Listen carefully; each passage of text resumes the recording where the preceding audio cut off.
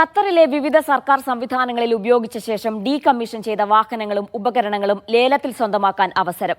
Qatar ആഭ്യന്തര മന്ത്രാലയവും municipality മന്ത്രാലയവുമാണ് ലേലം നടത്തുന്നത്. ആഭ്യന്തര മന്ത്രാലയം ഉപയോഗിച്ച് ഡീരജിസ്റ്റർ ചെയ്ത കാറുകളും ബൈക്കുകളും പാർട്സുകളുമാണ് ലേലത്തിനുള്ളത്. ജൂൺ 22-ന് തുടങ്ങുന്ന ലേലം വാഹനങ്ങൾ വിറ്റഴിയുന്നതുവരെ തുടരും. വൈകിട്ട് 4 മുതൽ 8 വരെയാണ് ലേലസമയം. ഇൻഡസ്ട്രിയൽ ഏരിയ സ്ട്രീറ്റ് നമ്പർ 1-ൽ വർക്ക്ഷോപ്സ് ആൻഡ് ട്രാൻസ്പോർട്ട് ഡിപ്പാർട്ട്മെന്റിന് സമീപമാണ് ലേലം നടക്കുക. വാഹനങ്ങൾ ജൂൺ 17 മുതൽ 19 വരെ യാർഡിലെത്തി പരിശോധിക്കാം. വൈകുന്നേരം 4 മുതൽ 6 വരെയുള്ള സമയത്താണ് ഇതിന് സൗകര്യം. ലേലത്തിൽ പങ്കെടുക്കുന്നവർ 3000 ഖത്തർ റിയാൽ സെക്യൂരിറ്റി ഡെപ്പോസിറ്റ് കെട്ടണം. വാഹനങ്ങൾ ലേലത്തിൽ ലഭിച്ചാൽ 15000 രൂപയ്ക്ക് മുകളിലാണ് തുകയെങ്കിൽ 30%, 15000 രൂപയ്ക്ക് താഴെയാണെങ്കിൽ മുഴുവൻ തുകയും അപ്പോൾ തന്നെ അടക്കണം.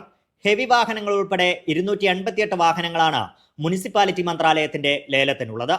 അൽവക്ര മുനിസിപ്പാലിറ്റി തിയേറ്ററിൽ ജൂൺ 16-ന് തുടങ്ങുന്ന ലേലം വ്യാഴാഴ്ച വരെ തുടരും. ഉച്ചകഴിഞ്ഞ് 3 മുതലാണ് ലേല നടപടികൾ ആരംഭിക്കുന്നത്.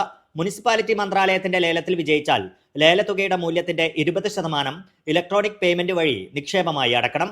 ബാക്കി തുക വിൽപ്പന തീയതി മുതൽ 2 പ്രവൃത്തി ദിവസങ്ങൾക്കുള്ളിൽ അടയ്ക്കുകയും വേണം. ഈ വാഹനങ്ങളും പരിശോധിക്കാൻ സൗകര്യമുണ്ട്. വാദി അബ്ബാസ് അലീൽ ഏരിയയിലെ മുനിസിപ്പാലിറ്റി മന്ത്രാലയത്തിന്റെ വെഹിക്കിൾ കളക്ഷൻ യാർഡിൽ ലേലമുള്ള എല്ലാ ദിവസവും രാവിലെ 8 മുതൽ 11 വരെ പരിശോധന നടത്താം. മുനിസിപ്പാലിറ്റി മന്ത്രാലയത്തിന്റെ ലേലത്തിൽ കാറുകളോ ബൈക്കുകളോ ഉണ്ടാവില്ല. Media 1 Doha.